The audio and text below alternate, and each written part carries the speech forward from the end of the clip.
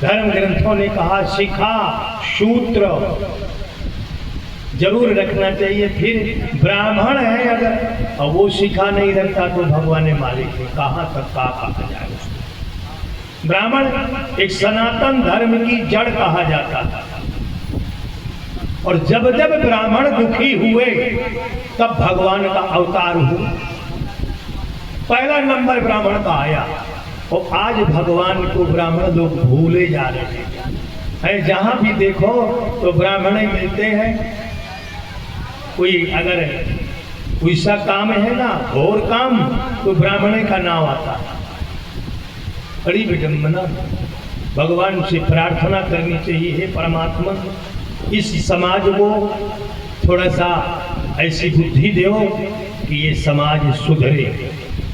तो सुधरने का बड़ा कठिन दिख रहा है?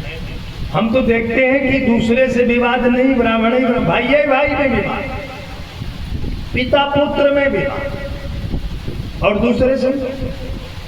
और यहाँ देखिए होता क्या है, 5 वर्ष का बालक हुआ तो श्री गणेश हो गए, धीरे धीरे और बड़ा तो यज्ञोपवीत करवा दिया। 8 वर्ष में ब्राह्मण बालक का यज्ञोपवीत। अब तो कुछ दिनों में यज्ञोपवीत संस्कार कोई जानेगा नहीं क्या होगा। अभी बहुत लोग नहीं जानते। एक जगह हम कथा कहने यज्ञ करवाने गए, उमरिया गांव है, वहाँ एक आते थे पूजा करने हनुमान जी के पंडित जी। वो कहाँ के थे? वो क्या नाम है, अटकौहा के थे। हमने पूछ दिया भैया आपका यज्ञोपवीत हो गया है, उम्र कितनी थी? 40 वर्ष। बोले महाराज हमारा विवाह नहीं हुआ। अरे मैंने विवाह नहीं पूछ रहा, तो मैं यज्ञोपवीत संस्कार पूछ रहा हूँ। अब विवाह तुम्हारी नसीब में लिखा ही नहीं है तो कहाँ से होगा? पर यज्ञोपवीत थोड़ा ऐसी चीज है कि नसीब में न लिखा हो। वो तो तुम्हारा स्वयं का, तुम्हारे माता पिता का काम है कि बालक का समय पर यज्ञोपवीत कर दे। बोले महाराज तो हमारे यहाँ तो ब्याह नहीं होता तो यज्ञोपवीत नहीं होता। बोले अच्छा, तो मेहरिए के पाछे यज्ञोपवीत लाग रहा था। हमने कहा मूर्ख कही गई, तुम जो है हनुमंत लाल जी को सिंदूर चढ़ाते हो, जल चढ़ाते हो, जब तक ब्राह्मण का यज्ञोपवीत संस्कार ना हो जाए वो किसी धर्म कर्म का अधिकारी ही नहीं होता। अगर वो जल चढ़ाता है तो सुरातुल्य होता है। विचार करिए, देवता मूर्ति छोड़ के अलग हो जाता है, ले भैया चढ़ा ले।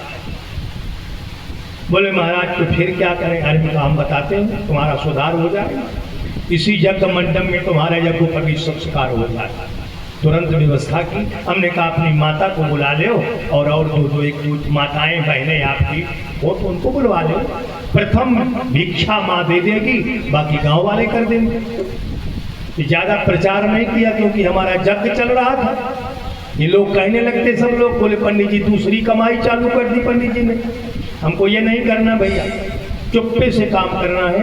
और बढ़िया खंभा बनवाया और सब कुछ व्यवस्था करके और उसका यज्ञोपवीत संस्कार किया। तो कुछ लोगों को पता लग गया तो भिक्षा डालने आ गए। तो 2-4 पसेरी के लगभग हो वहाँ ये आटा दाल चावल ये सब जुड़ गया। तब वो क्या बोलता है देखिए। बोले कहे महाराज बता भैया। कहीं ये आटा दाल चावल तो मेरा है। हम बिल्कुल सब कुछ तेरा।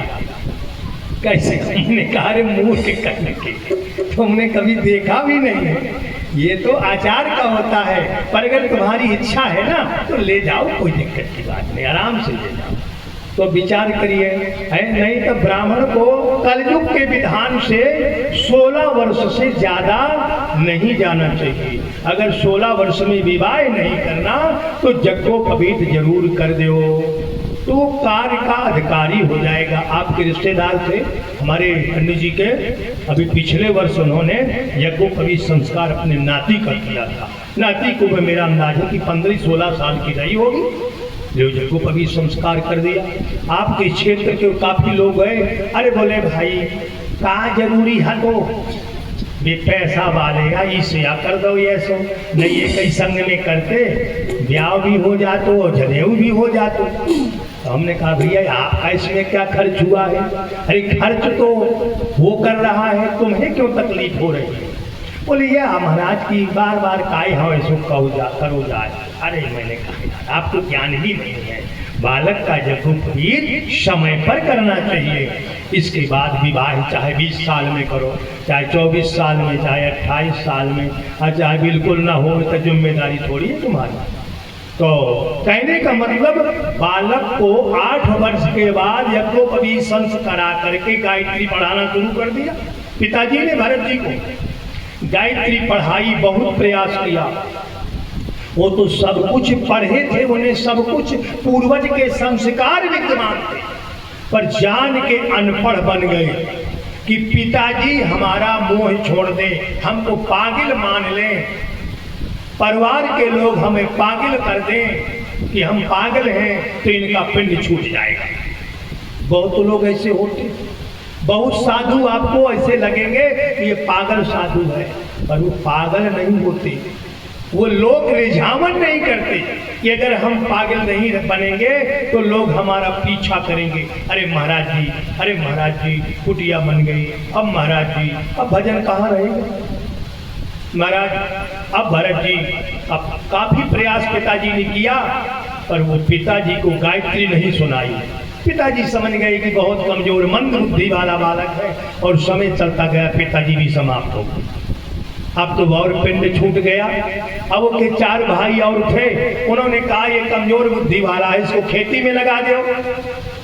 खेती में लगाया गया, खेती का भी कार्य सब विपरीत करते थे। भाइयों ने कहा अच्छा भैया ये खाई चढ़ा दो पूरे खेत में। बोले ठीक है भैया चढ़ाएंगे। फरुआ उठाया और खाई क्या चढ़ाने लगे, खोदते गए, एक गड्ढा कर दिया एक तरफ थोड़ा टीला कर दिया। 8 दिन में जब भाई देखने गए तो पूरे खेत में